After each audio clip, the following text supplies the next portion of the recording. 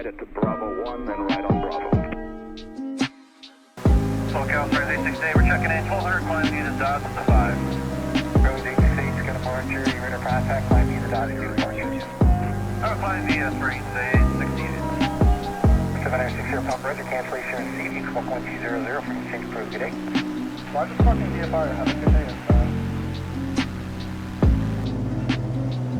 Hey guys, welcome back to the channel. Thought I'd give you something a little bit more visually appealing today. We're doing the RNAV GPS Yankee to runway 12 at Missoula International in Montana. And so compared to my last video, I've bumped up the clouds quite a bit so we can do some actual instrument flying. I'll pull up the plate real quick. Right now we are between Lanny and we are heading to Ordeer, which is our initial fix. We'll be crossing that at 9,400 and then making our way down to the airport. So I also noticed that in my intro, I've been using tail numbers with 2 numbers and then 3 letters. Well, I forgot that, I guess, when you have November registration numbers, the format is usually 4 numbers. Yeah, 4 numbers and then a letter. And then there's also 3 numbers and 2 letters. That's usually how November registration formats are. So I've got to change that up a little bit. So I guess in my last video, a lot of people were commenting, talking about the glide slope and intercepting the glide slope. And that is actually one thing that I haven't really successfully done by the final approach fix in real life. Oh, 1 second. Just checking like down here, make sure everything's okay.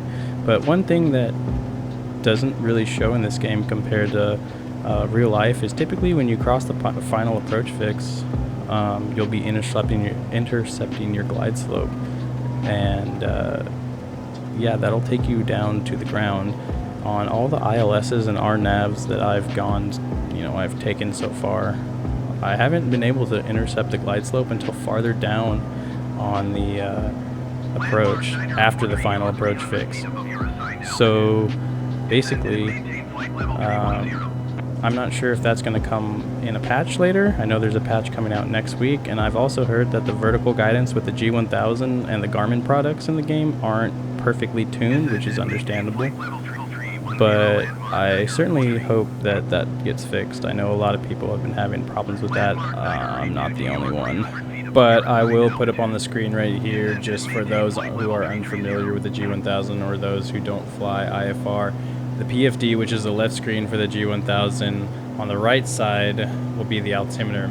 To the left side of the altimeter will be a little glide slope indicator, and that will show if it's a green diamond, it'll be ILS. If it's magenta, it will be the RNAV GPS. So depending on what type of approach you're flying will differ. It'll show different indications. Basically, as you approach the final approach fix, the diamond is going to be towards the top of the tape, and you're going to intercept that glide slope at the final approach fix. So by the time you get to the final approach fix, that diamond should be at the white line in the middle. And if you are able to keep that diamond on that white line, it will take you all the way down to the runway. Basically, this is where vertical navigation comes from. So if you're looking at the bottom of your plate and it has the LPV or the LNAV, VNAV, or if it's ILS, then it will have that diamond on there to guide you all the way down. So now that we got some rambling out of the way, we talked about the G1000, we're going to look at our plate as we're approaching Ordeer at 9,400 feet. We're going to start our descent down to Calip.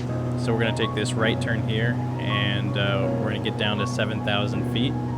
And from there, we'll go down to 6,200 and meet the final approach fix at Suppy. So me and my buddy the other day were taking a flight, and this is a little off topic, but we were taking a flight up north, and we get to the airport we were going to, and we pull into the general aviation parking. And so we have a bunch of single-engine aircraft, and just in the corner, someone had backed up their Super King Air 200, and I thought to myself, oh man, how nice would it be to just take your $1 million aircraft out for the weekend and just go get lunch. So I guess that's a goal of mine, to be able to go out, even if it's not my own aircraft, but to be able to fly a single engine turbine or maybe a double or twin engine turbine. That would be so sweet. I've set some pretty big goals when it comes to aircraft. I'd love to own a turbine aircraft at some point. You guys should definitely let me know in the comments what type of aircraft you guys are shooting for. Let me know what your favorite aircraft are, and I'll be sure to include those in the next video. I have no idea how I'm gonna make that happen, but I would love to make it happen someday. So we're gonna start setting up for our approach, get that mixture a little bit more rich, get our boost pump on, check out our lights. We're an instrument, so we're gonna have all of our lights on. I always like to have my lights on, I wanna stay visible. We'll make sure our pitot heat is on. Anytime there's visible moisture, you wanna have that pitot heat on. Visible moisture or 4 degrees Celsius and less. There's another thing I think the developers did a great job of in this game is the icing. I don't know if you guys have done any icing. Take your aircraft up, put it real cold, and get into some visible moisture. And the icing effects in this game are actually pretty awesome. Obviously in real life you don't want to ice up like that, but I mean your plane will practically stop flying. It'll turn into a giant ice cube. It's pretty good. So at this point in our flight, I would be checking out my approach. I'd be looking at my plates, looking at my altitudes, making sure that I have a good descent. I'm trying to meet CALIP at 7,000, so I'm making sure my bugs are set, my vertical speed is set for the autopilot, making sure I've gone through my checklist, I'm ready for this approach, I'm set up. I have good approach speeds depending on what aircraft I'm in. I'm a firm believer that you should stay busy on your approaches. You should keep your mind moving. You don't want to get lazy. Make sure your frequencies are on. If you're on an ILS or a VOR approach, make sure your courses are set correctly. Don't overwhelm yourself, just stay busy. So we'll go ahead and get these flaps in and continue our setup for approach. To all my Cirrus pilots out there, please don't ream me because I've never flown PIC in a Cirrus, so I'm kind of just going with what I know, so don't kill me. So since I'm new to YouTube, I really want to try and build a community, obviously around aviation, so feel free to drop in the comments your aviation story. I'd love to hear how people got into aviation. I'm a huge advocate for flying. I try to get everyone around me to fly with me at some point. So drop a story, whether it's funny, how you started, drop a story in the comments. I'd love to hear about it. I like to get more involved in the aviation community and the YouTube aviation community because I see so many awesome aviation YouTube channels and so many crazy things that people do with aviation, and I'd like to be a part of that. I met Flight Chops one time, and he was a fantastic personality. He really loves aviation, and it was just one of those moments where you meet a super down-to-earth dude who just enjoys the same stuff you do, and he produces amazing content on YouTube. So it'd be really cool to follow the path and help out the community like these other aviation YouTubers do, and that's one of my biggest goals being here. So just a second ago, I dropped my altitude bug down to 6,200 feet in preparation for the final approach fix.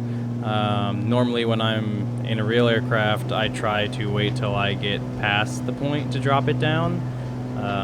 But in the simulator, since it takes a little bit more time, I will drop it down way ahead of time. I haven't tried that in the G1000. I know the altitude won't switch until you switch the vertical speed. So I usually just keep that for the simulator, and then, like I said, in real life, I'll just wait to cross the fix to actually switch the altitude bug.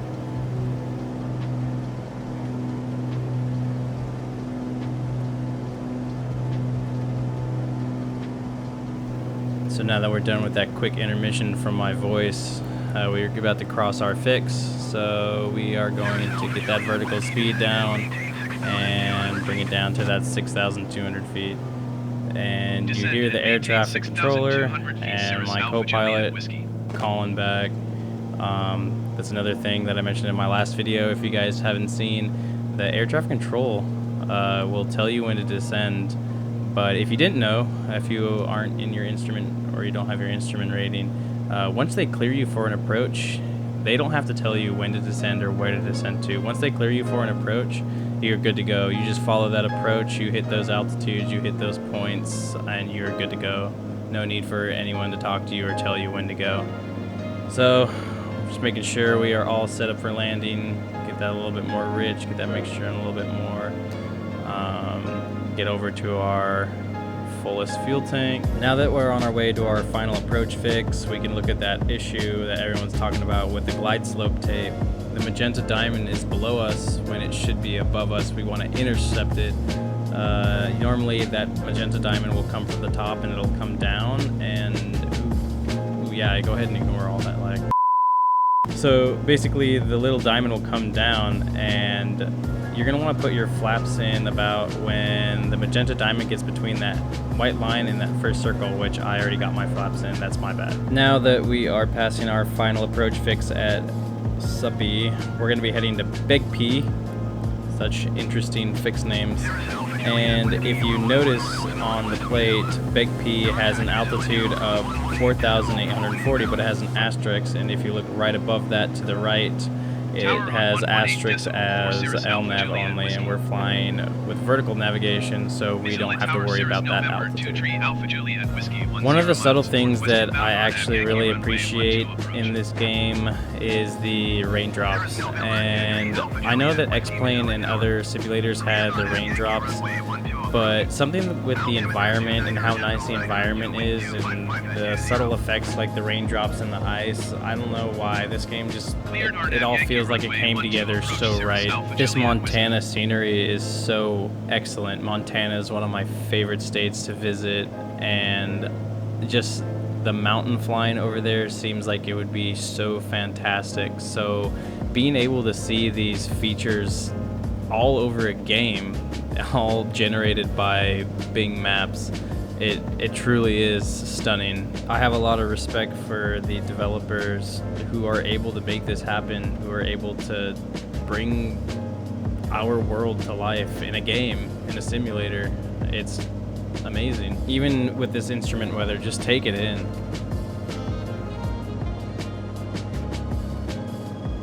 The mixture of the weather and the scenery in the background just makes me feel like I'm actually flying. I can't wait to get my full gaming computer together so I can play this in VR. It's going to be incredible. So, take a look down at our minimum altitudes. We're flying LPV, which is our localizer performance of vertical guidance, and our minimum altitude will be 3,400. So, if we are at 3,400 and we don't see the runway, we're going to go ahead and go around, but even from here I can already see the lights flashing, the rail lights flashing, so I'm not going to worry about that. We can see our lights. We are good to go. We're going to continue the approach. Like I mentioned earlier, if I'm flying this approach, I want to continuously be going over my checklist. I want to make sure my boost pumps are on, make sure all my landing lights are on, all my lights are on. We're above 3,000 feet still, so we're making sure our mixture's where it needs to be, our seatbelts are good to go, a little briefing on how the landing's going to go. Like I said, you want to just keep your mind going. You don't want to overwhelm yourself or overwhelm your passengers, mainly overwhelm yourself, but you know, you want to keep your mind busy. I like to keep my mind busy going. I want to make sure I'm staying on top of everything. I feel like it's a good habit for pilots to just continuously going over everything in their head or out loud. So we're on the last little bit of the approach, so let's go ahead and bring her on home.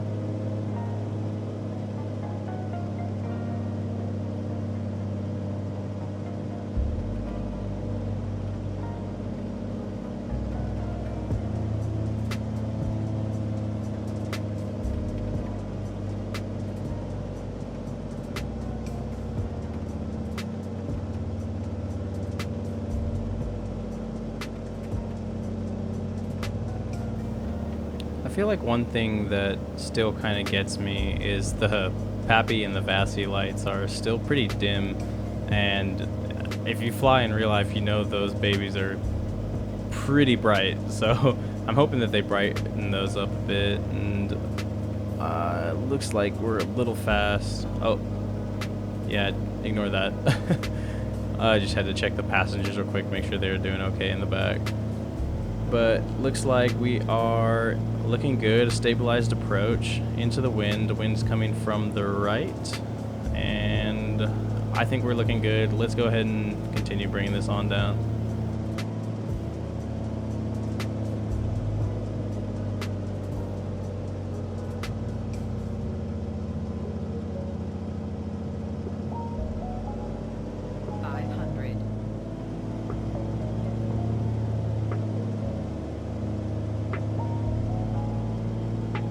Missoula Tower, Airbus November 3876, Quebec ready to go runway 30 IFR to Cedar Rapids. Airbus November 3876. So it just dawned on me that runway 30 is the other side of my runway, but we're already committed. We'd go around in real life, but we're bold pilots. We're getting right in there. We ain't stopping that. Airbus ain't gonna stop us. I'm really gonna channel my 1 November Romeo energy right now and just plow on through, no problem. Centurion all the way.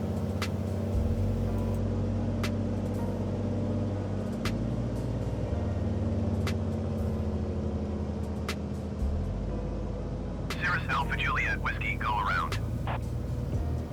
Ooh, I don't think I'm gonna do that there, bud. I'm sorry. And ooh, okay, all right. We floated it a little bit, but we're down. We're good. Airbus is coming right at us. No problem, no problem. Never panic. Don't panic. Rule number one is don't panic. Did you hear my last transmission? I may have. We gotta get out of here. He's coming right at me. Oh boy. Oh, we're good. We're good. Cirrus Alpha Juliet Whiskey, did you hear my last transmission? Ooh, can't say I did. Like I said, channeling my 1 November Romeo energy right now. Can't stop, won't stop.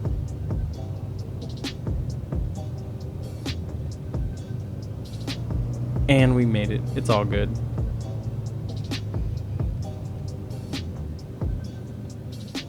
Oh Lord, he is coming. Told you we'd make it. We're all good. And with that near miss, ladies and gentlemen, we're gonna call this one successful. Please don't ever do that in real life. You can always go around. Don't forget to channel your inner 1 November Romeo. And we'll see you guys in the next video. Don't forget to like and subscribe. I appreciate all the views. You guys have been great to me so far. Have a good one.